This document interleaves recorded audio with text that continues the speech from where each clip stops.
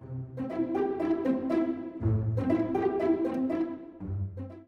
y'all, Taylor by Debbie. Today I'm going to show you how you can take a plaque like this one where it's kind of worn and tattered. And what you're going to do is you're just going to pull all of this off. It'll just pull off. And then you'll end up with something like this. And then you'll just take a piece of coarse sandpaper and you're going to sand it off until it gets all the way back down to the natural wood surface. Okay. And I'm just going to take this scrapbook paper.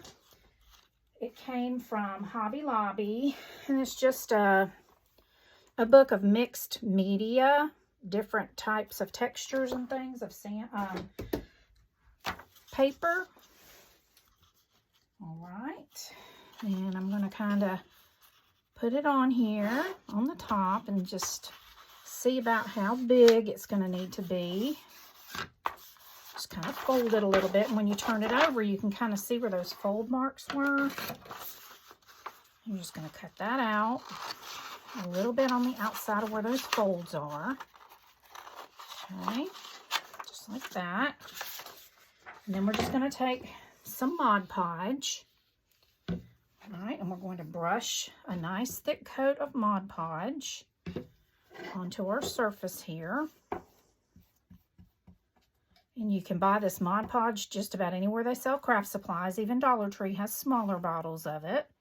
I usually buy mine at Walmart. Okay, and I'm just going to put a nice thick coat.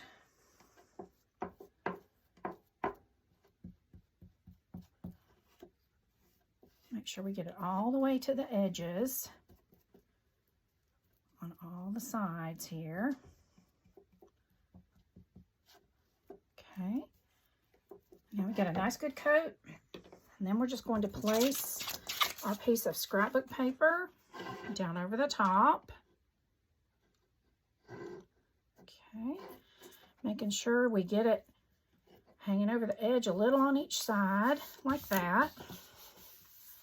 And then just with my fingers, I'm going to just smooth it down a little bit.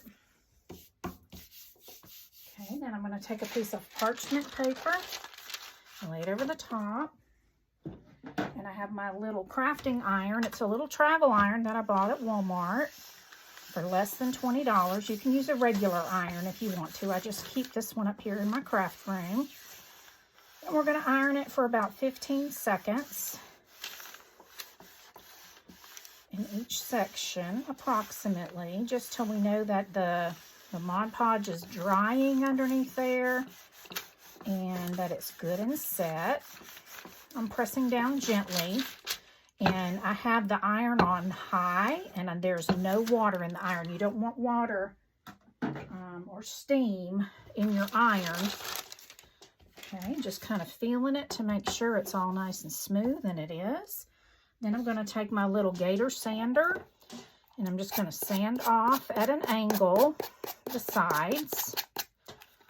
Okay.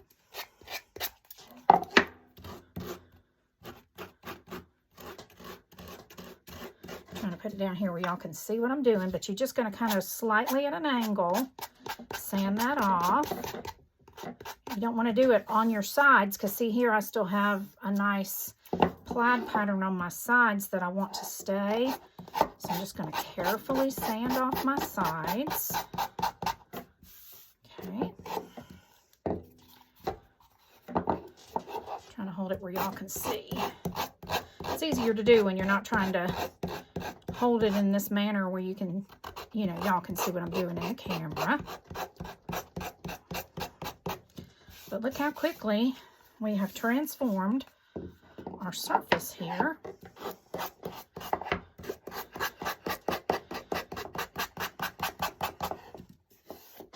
You can choose solids, you can choose patterns, just whatever, you know, whatever your taste is, whatever the colors are for your home. I'm just wanting to do kind of a farmhouse, fall colors theme for this project. Okay, get all these scrapings off here.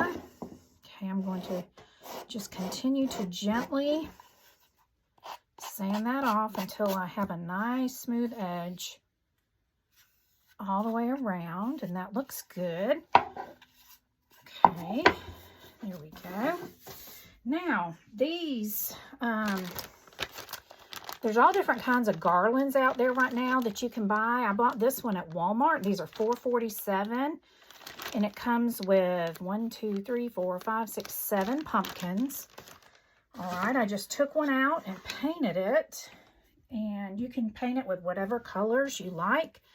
I just use this Crafters Collection paint from Hobby Lobby. It's the old Anita's brand. And y'all, these are only 49 cents a bottle, so it's very economical. And I just painted it in this orange color that I wanted for my pumpkin. And then I love this curly twine that you can buy on Amazon. And I will try to put my link down in the description box if you want to get some of this too. It's just wired twine that you can cut. And I'm just cutting 2 pieces. I'm not really measuring. It's probably about 5 inches if I would have to guess. 2 of them about the same size. Using my wire cutters. Then I'm going to take a little wood dowel. I'm just going to hold one end of it kind of flat. And then I'm just going to wrap it around and around the wood dowel like so. And then squish it down and pull that off. And we have the cutest, curliest little tendrils for our pumpkin. Okay, so let's do that again. Just kind of hold this one end flat. That's the end we'll be gluing onto the pumpkin. And then we're just going to take the other piece and just wrap it around and around like so. Okay, then scrunch it down, pull it off, and there's your little tendrils. All right, so we're going to take these tendrils and just kind of glue them. What I like to do is kind of glue them in that hole and then pull it up just above the pumpkin like that. So I'm going to be gluing it down inside because this was a garland and we're turning it into a pumpkin shelf sitter. And y'all, I'll be able to make 7 of these with 1 of those garlands, okay? And next I want to take, I like to buy these little ribbons that come from My Little Christmas at Hobby Lobby. And my favorite time to buy them is at the end of the season when they mark them down to like 90% off.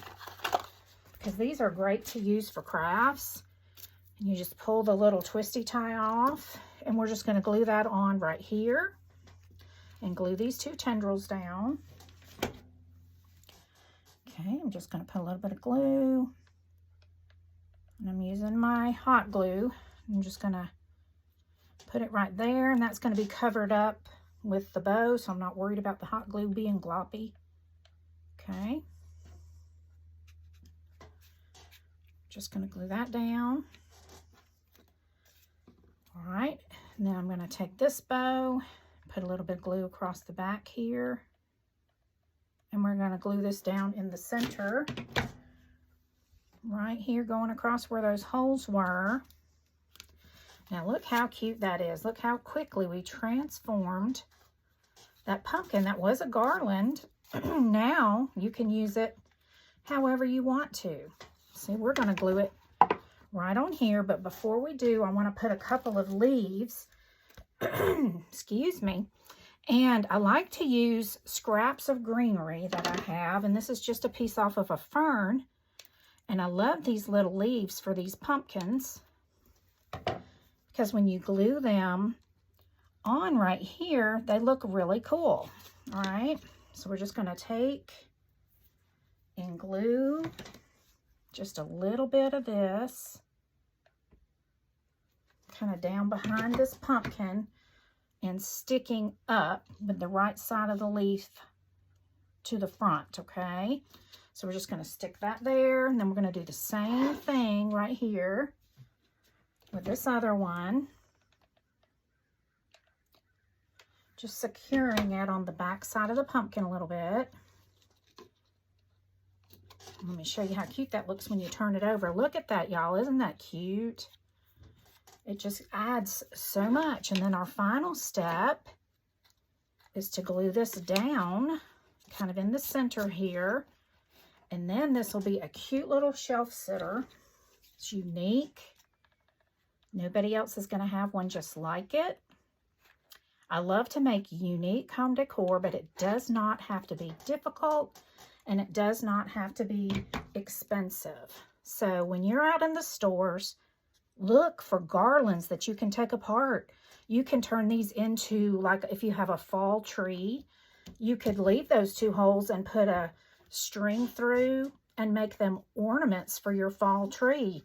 Or you can do something like this, like I've done here, and turn it into a cute little farmhouse style shelf sitter.